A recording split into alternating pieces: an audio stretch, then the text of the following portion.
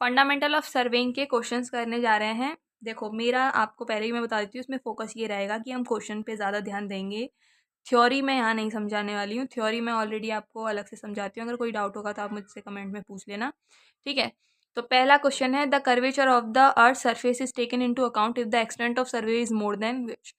तो हमें पता है अर्थ का कर्वेचर हम कंसिडर तब करते हैं जब हमारा एरिया क्या है, ग्रेटर देन 195.5 किलोमीटर स्क्वायर से ज़्यादा होगा तो, ठीक है। बट ऑप्शन में क्या है, यहाँ पे कहीं पे भी 195.5 किलोमीटर नहीं दे रखा।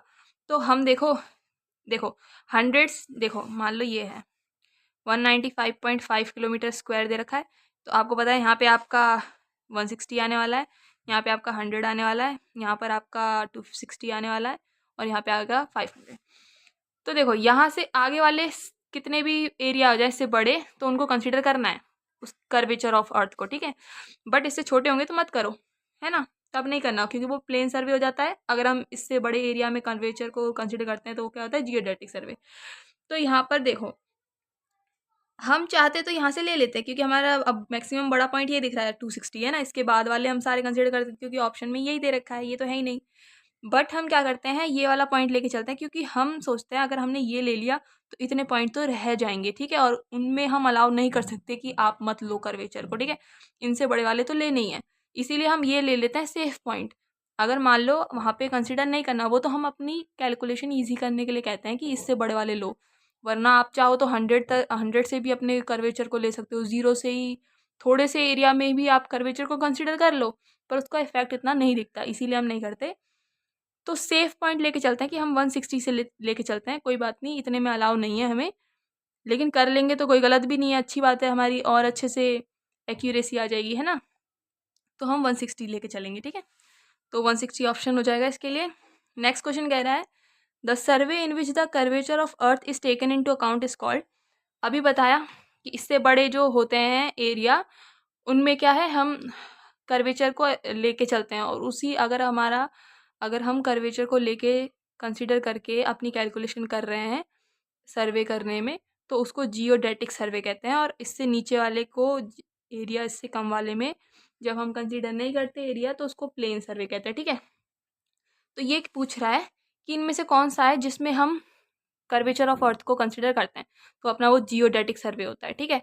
प्लेन सर्वे होता है जिसमें नहीं करते हैं कंसिडर कर्वेचर ऑफ अर्थ को, और हाइड्रोग्राफिकल सर्वे वो होता है जहाँ पानी के आसपास हम कोई सर्वे करते हैं, ठीक है। और टोपोग्राफिकल सर्वे वो होता है जब हम अपना एक मैप बनाते हैं सर्वे करके, और उसमें हम नेचुरल या फिर आर्टिफिशियल चीज़ें बता देते हैं, जैसे ट्री है यहाँ पर विद एलिवेशन, है ना, हाइट के साथ। सो अब नेक्स्ट आते हैं, विच of the following scale is the smallest one. इनमें से सबसे छोटा स्केल कौन सा है।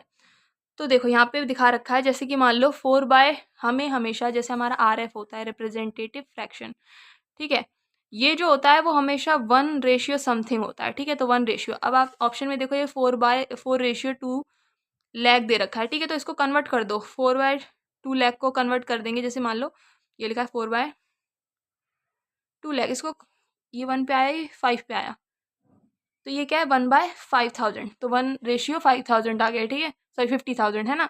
और अगर 1 सेंटीमीटर और 500 मीटर, और हमें ये भी पता है कि जो हमारा RF होता है उसमें हमारी जो भी यूनिट होगी वो दोनों सेम होनी चाहिए, सेंटीमीटर सेंटीमीटर ऐसे, क्योंकि इसकी कोई भी यूनिट नहीं होती है, तो दोनों सेम होंगी तभी तो कटेंगी।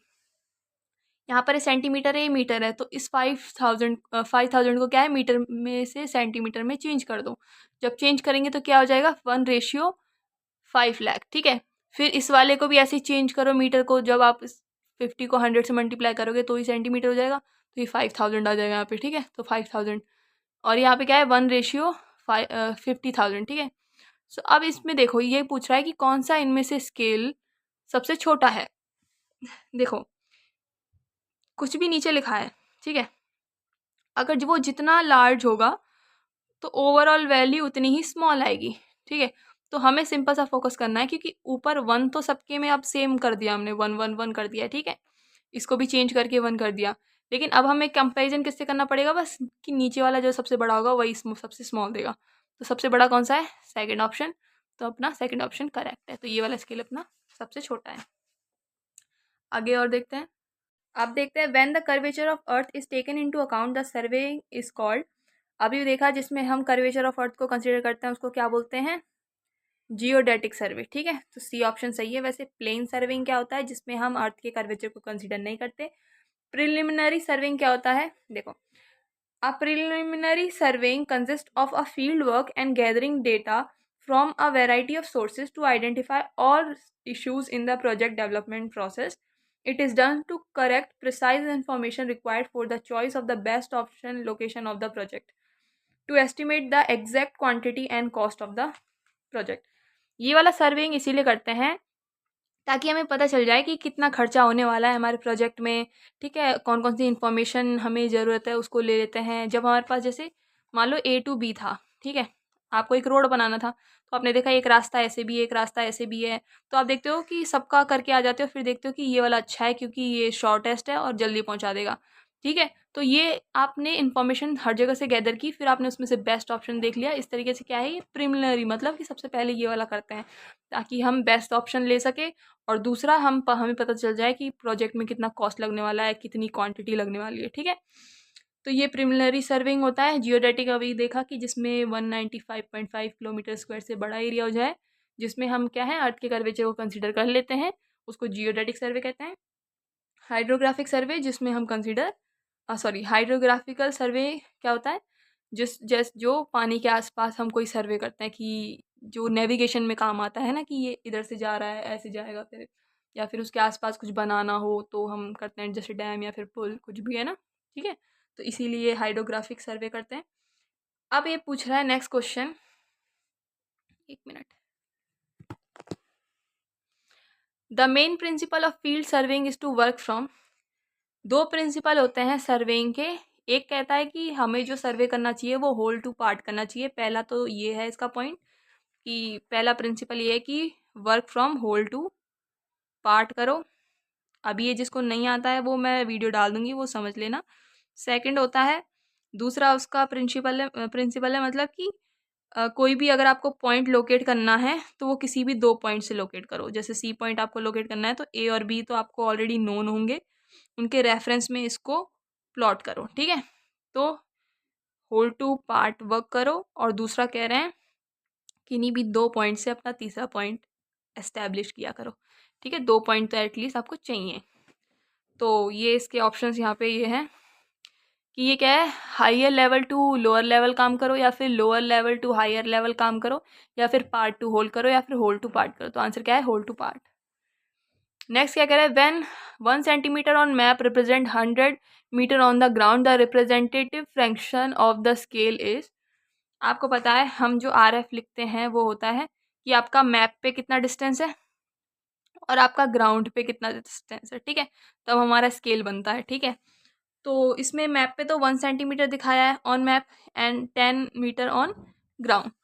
तो 1 centimetre on map and ground पे कितना है, 10 मीटर। अब आपको पता है दोनों सेम क्वांटिटी होनी चाहिए, तो 1/, इसको सेंटीमीटर में ही चेंज करेंगे तो 20 लगा दो, सेंटीमीटर सेंटीमीटर कट गया, तो क्या आएगा 1/1000। तो आंसर क्या है, 1/1000। ठीक है, नेक्स्ट है the main principle of field surveying is to work from. आपको एक बात बता दूं कि ये वाला क्वेश्चन बहुत पूछा जाता है और जियोडेटिक वाला क्वेश्चन बहुत पूछा जाता है। ठीक है, तो ये फोकस करके याद कर लेना।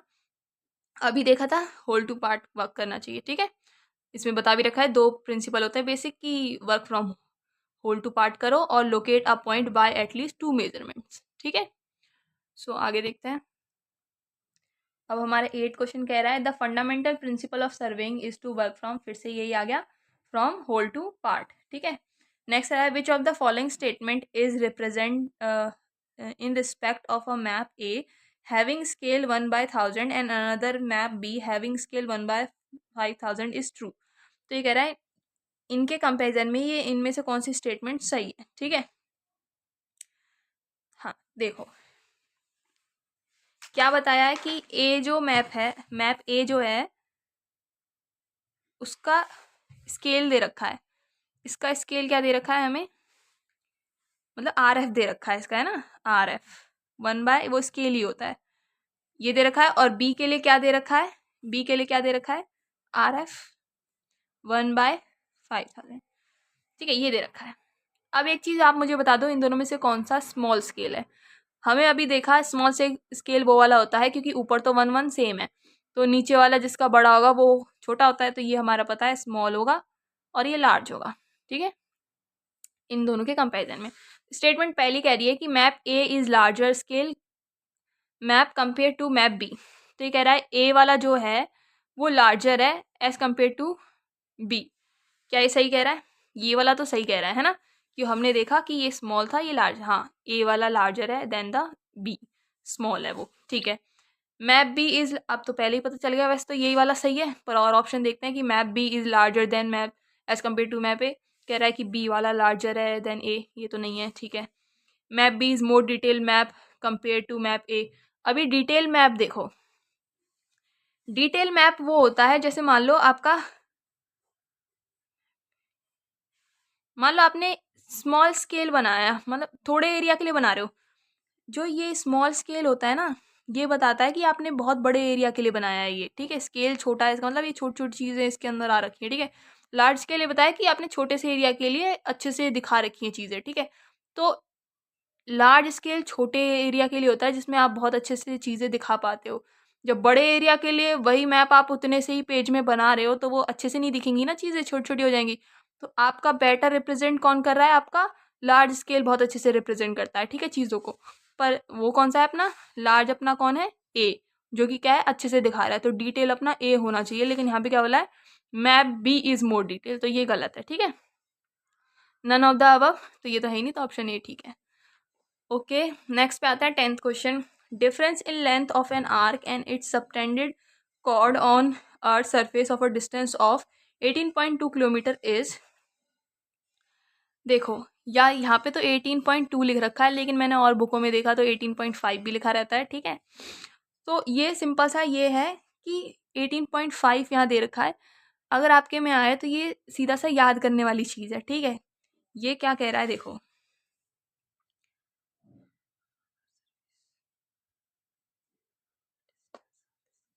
ये कह रहा है कि मान लो आपका ये अर्थ का सरफेस था और उस किसी 2 पॉइंट से, और इतना ये कॉर्ड है तुम्हारा। ठीक है, तो इसने बता दिया कि कॉर्ड का डिस्टेंस तो 18.2 दे रखा है या फिर 18.5 लिखा होगा। ठीक है, यहाँ पे तो ये पूछ रहा है वो अपनी आर्क से कितना बड़ा है, क्योंकि आप देखोगे ये बड़ा होगा ऑफ कोर्स। आप जब मेज़र करोगे इस कॉर्ड से तो ये बड़ा ही है, कर्व है ये, है ना, तो ये थोड़ा सा बड़ा होगा। तो ये पूछ रहा है वो कितना एक्स्ट्रा है ये, तो ये एक्स्ट्रा पार्ट कितना होगा?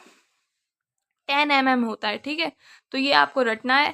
तो ये 10 mm से बड़ा, मतलब 10 mm का डिफरेंस होगा between this arc and this cord. ठीक है, 18.5 हो सकता है, 18.2 हो सकता है। ठीक है, ठीक है। अब आते हैं यहाँ पे 11th है, क्या geodetic survey is different from plane surveying because. हाँ, अब जियोडेटिक सर्वे जो है आपका क्यों डिफरेंट है प्लेन सर्वे में? सिंपल, इसमें कर्वेचर ऑफ अर्थ को क्या है, कंसिडर करते हैं। तो इसमें क्या है, very large area is covered, नहीं ऐसा तो नहीं है।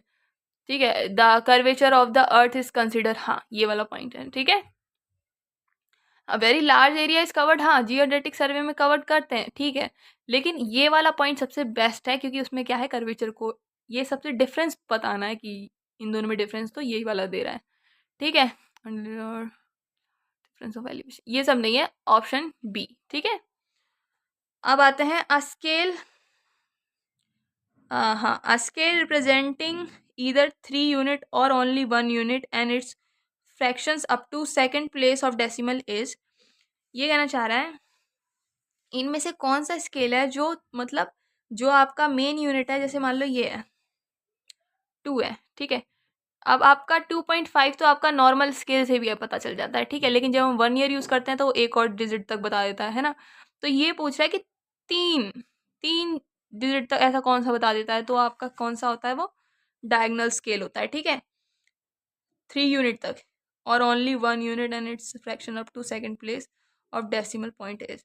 तो मतलब जो 3 चीज़ों तक बताते हैं, जैसे metre, centimetre, decimetre, sorry metre के बाद डेसीमीटर, फिर मिलीमीटर, मतलब 3 यूनिट तक चला जाए वो चीज़, तो उसके लिए क्या होता है, अपना डायगोनल स्केल होता है वो। ठीक है, on diagonal scale it is possible to measure 3 dimension such as metre, centimetre and decimetre. 3 dimension तक आप मेजर कर सकते हो, तो वो कौन है अपना डायगोनल स्केल। ठीक है, नेक्स्ट क्या पूछ रहा है, if the smallest division of the vernier is longer than the smallest division of its primary scale the vernier is known as. देखो सर्वेइंग में हम 2 टाइप के वर्नियर पढ़ रहे हैं इस चैप्टर में, तो एक था डायरेक्ट वर्नियर, एक है रेट्रोग्रेड वर्नियर। ठीक है, तो इन दोनों का डिफरेंस में सिंपल सा ये है कि जैसे मान लो देखो 2 स्केल होते हैं इनमें। ठीक है, एक होता है वर्नियर। ठीक है, अब कब इसको डायरेक्ट वर्नियर कहेंगे और कब इसको रेट्रोग्रेड वर्नियर करेंगे डिपेंड करता है।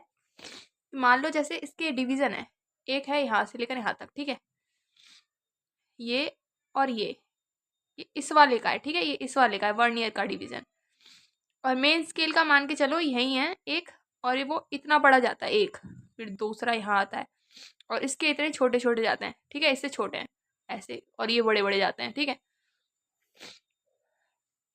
मतलब ये जो डिस्टेंस है, ठीक है, ये जो डिस्टेंस है ये क्या है, मेन स्केल का डिस्टेंस है, और ये जो डिस्टेंस है वो क्या है, वर्नियर का डिस्टेंस है।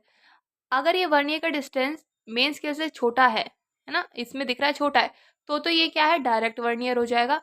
अगर ये इसका बड़ा आ गया, ठीक है, तो ये मतलब ये यहाँ से लेकर यहाँ तक हुआ, मतलब इतना बड़ा हो गया, और ये छोटा हो गया, तो ये क्या हो गया, रेट्रोग्रेड वर्नियर हो जाता है। ठीक है, तो ये पूछा है the smallest division of the vernier is longer than the smallest division of its primary scale. तो ये कह रहा है कि जो वर्नियर का जो स्मॉलेस्ट डिवीजन है ना, वो क्या है, लॉन्गर है, बड़ा है, मतलब ये है। और ये कह रहा है कि जो वर्नियर का जो स्मॉलेस्ट डिवीजन है और जो मेन स्केल का जो स्मॉलेस्ट डिवीजन है वो इतना है, मतलब ये वाला जो है ना वर्नियर का, वो लॉन्गर है, मतलब बड़ा है, बड़ा है ये वाला। ठीक है, यहाँ तक। और then the smallest division of its primary scale, और जो प्राइमरी स्केल का है वो इतना है। तो मतलब ये कह रहा है कि जो प्राइमरी स्केल का जो डिवीजन है स्मॉलेस्ट, और जो वर्नियर का जो डिवीजन है, तो वर्नियर वाला क्या है, इस वाले से बड़ा है। तो ये पूछ रहा है ये कौन सा वाला वर्नियर होगा फिर, तो ये कौन सा होगा अपना रेट्रोग्रेड वर्नियर, है ना। एक मिनट दिखा भी देती हूँ कैसे।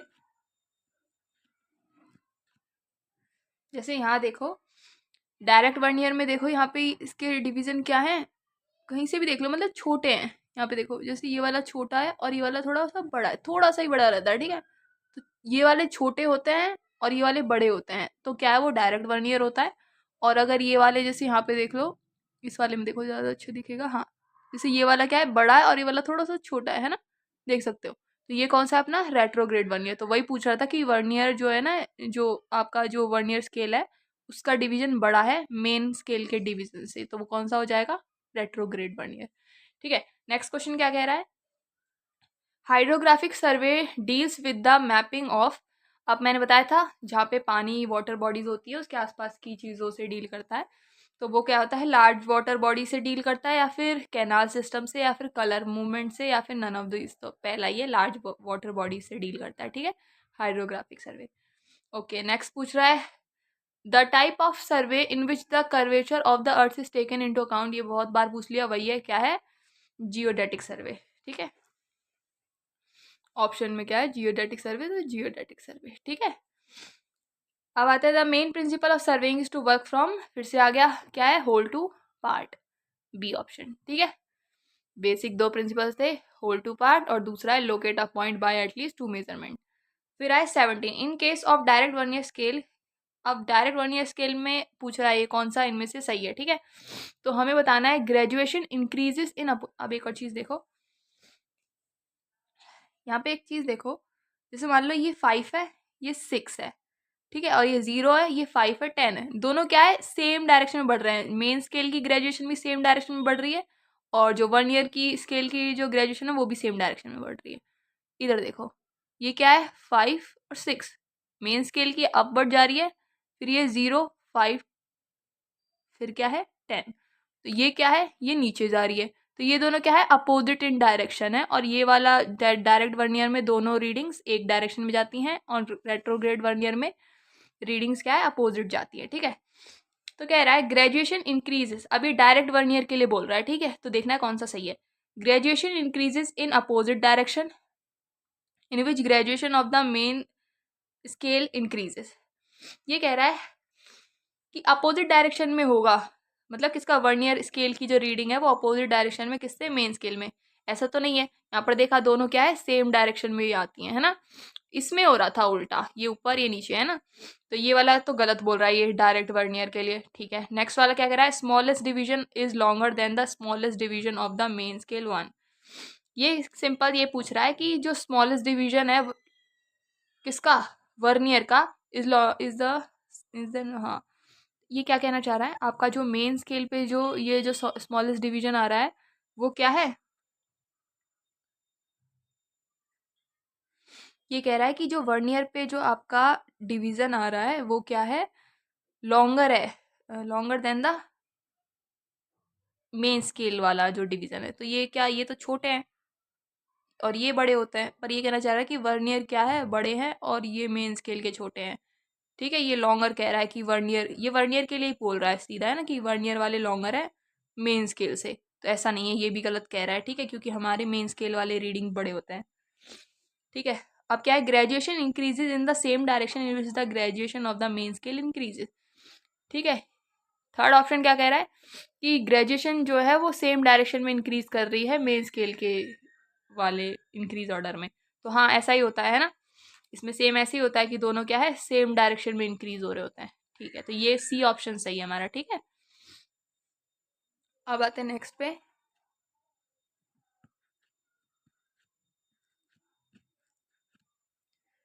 18 क्या कह रहा है, what is the difference between the sum of interior angle of the plane triangle and spherical triangle of area of triangle 195 kilometre square kilometre of the earth surface. ये कह रहा है एक, मतलब sum of the interior angle of the plane triangle, एक होता है plane, एक ट्रायंगल बनता है, ठीक है, और एक होता है स्फेरिकली, मतलब स्फेरिकल शेप से बनाया जाता है, राइट, थोड़ा सा वो 3D फॉर्म लेके आता है ना। तो ये कह रहा है कि जो आपका जो प्लेन ट्रायंगल बने और एक बने आपका स्फेरिकल ट्रायंगल, ठीक है। ये क्या है, अपना स्फेरिकल ट्रायंगल है ना, स्फेयर्स टाइप का शेप यूज किया है इसलिए स्फेरिकल ट्रायंगल है। तो ये कह रहा है, और ठीक है, और इन दोनों का जो एरिया है वो 195 स्क्वायर किलोमीटर में, ठीक है, और इसका भी क्या है 195 किलोमीटर से, दोनों के एरिया तो सेम है। बट ये कहना चाह रहे हैं कि difference between sum of India, कि ये कह रहे हैं कि जो इसका जो सम आएगा वो तो हमें पता है 180 होता है ना, और इसका कुछ और सम आएगा, ठीक है। ये थोड़ा सा, ये आपको दिख रहा है ये बड़े बड़े से है थोड़े, है ना, ये तो सीधे सीधे हैं, ये छोटे हैं, इसका कुछ ज़्यादा आने वाला है, ठीक है। तो ये कह रहा है कि उनका डिफरेंस कितना होगा, इसका जो सम आएगा और इसका जो सम आएगा, मतलब इंटीरियर एंगल्स का, उनका डिफरेंस कितना होगा, ये पूछ रहा है, ठीक है। तो वो हमेशा याद रख लो इस चीज़ को कि उनका जो होता है वो 1 सेकेंड का डिफरेंस होता है, ठीक है। ये 180 डिग्री होता है तो ये होता है 180 डिग्री 1 सेकेंड, सेकेंड के लिए टू टू लाइन्स, ठीक है। तो ये वाला डिफरेंस होता है, मतलब सिंपल सा 180 डिग्री 0, तो मिनट का डिफरेंस होगा, और 1 सेकेंड का डिफरेंस होता है, ठीक है। रिप्रेजेंट करना आता है ऐसे। तो इसका जो सम होता है इंटीरियर एंगल्स का वो ये होता है, और इसका सम होता है 180 डिग्री, ठीक है। और एरिया दोनों के सेम है, और ये क्या है, प्लेन ट्राइंगल, और ये है स्फेरिकल ट्राइंगल, ठीक है। तो इनका डिफरेंस इंटीरियर एंगल का ओनली 1 सेकेंड से होता है, okay. So answer is 1 second, ठीक है। The difference between the sum of the interior angle of the plane triangle and the spherical triangle is only 1 second for a triangle at the earth surface having an area of 195 kilometre square, ठीक है। Next क्या कह रहा है, which of the following is the largest scale. अब मैं करके नहीं दिखाऊंगी, सिंपल सा क्या देखना है हमें, डिनोमिनेटर देखना है किसका सबसे ज़्यादा बड़ा है, तो वो तो सबसे छोटा होता है ना, ये पता था। अब ये पूछा है लार्जेस्ट कौन सा होगा, जिसका डिनोमिनेटर सबसे स्मॉलेस्ट होगा, ठीक है। तो सबसे स्मॉलेस्ट ये वाला है 500, इसीलिए क्या है, फर्स्ट इज करेक्ट, ठीक है। Next, which of the following statement is correct for estimating the corrected area from a map of shrunk factor F. तो ये कह रहा है करेक्ट एरिया जो है वो श्रंक फैक्टर पे कैसे डिपेंड कर रहा है, सिंपल सा ये पूछा है, it is directly proportional to f. फिर इनमें से कौन सा सही है, तो देखो सिंपल, जो करेक्ट एरिया होता है, देखो करेक्ट डिस्टेंस बोला, अगर करेक्ट डिस्टेंस ऑन मैप, ठीक है, तो वो हमारा क्या होता है, क्योंकि ये श्रंक, इस श्रंक स्केल या फिर श्रंक फैक्टर ये सब क्यों निकाल रहे हैं? क्योंकि जो आपका मैप है वो श्रिंक हो चुका है। पहले बहुत दिनों तक जो मैप रखे रहते हैं वो क्या है, श्रंक हो जाते थे, तो वो छोटे हो जाते थे, ठीक है। इसलिए हमें हमें नहीं पता कि अब वो करेक्ट असली में मैप पे था कितना ए लेंथ, ठीक है। अब तो छोटी हो गई है लेंथ श्रिंक होके, लेकिन ओरिजिनली जब मैप को डिज़ाइन किया था तब वो कितनी थी हमें नहीं पता। तो करेक्ट डिस्टेंस ऑन मैप जब पहले कितनी थी वो कैसे निकालते हैं कि मेजर्ड डिस्टेंस ऑन मैप, कि मेजर डिस्टेंस आपने मैप पे अभी जो आपका श्रिंक हो चुका है उस पर कितना है, उसको क्या है एस एफ से क्या है डिवाइड कर दो, तो आपका करेक्ट डिस्टेंस पता चल जाता था, ठीक है। अभी ये करेक्ट एरिया बोल रहा है, करेक्ट एरिया ऑन मैप, तो ये क्या है आपका मेजर्ड एरिया ऑन मैप, कि अभी वो एरिया आपने जो मेजर किया मैप पर वो कितना है, उसको एस एफ का अब है ये स्क्वायर से डिवाइड करो, ठीक है। तो जो एरिया है वो क्या है, inversely proportional to the square root of f. अगर यहीं पे करेक्ट वॉल्यूम बोल देते, करेक्ट वॉल्यूम, तो सिंपल सा क्या है, पहले मेजर्ड वॉल्यूम अपॉन मतलब मैप पे मेजर्ड वॉल्यूम कितना होता है उसको एफ के क्यूब से कर देते, राइट। तो यही है कि अभी फिलहाल के लिए एरिया क्या है, is inversely proportional to s f square. तो ये क्या है, अब देखो डायरेक्टली तो नहीं है एफ के, ठीक है। श्रंक फैक्टर यहाँ पे इन्होंने एफ से रिप्रेजेंट कर दिया, हमने यहाँ पे एस एफ लिखा था, ठीक है। तो अभी उससे कंफ्यूज मत होना। It is directly proportional the square root of f, ये डायरेक्टली तो नहीं है, ये इन्वर्सली है, राइट, नीचे है वो। It is inversely proportional to f, नहीं एफ नहीं है वो, एफ एस एफ स्क्वायर है, ठीक है। It is inversely proportional to square of f, it is inversely proportional to square of f, तो एफ के स्क्वायर के इन्वर्सली प्रोपोर्शनल है, ठीक है। तो option D is correct. So next question आगे अगले दिन करते हैं। Okay, thank you.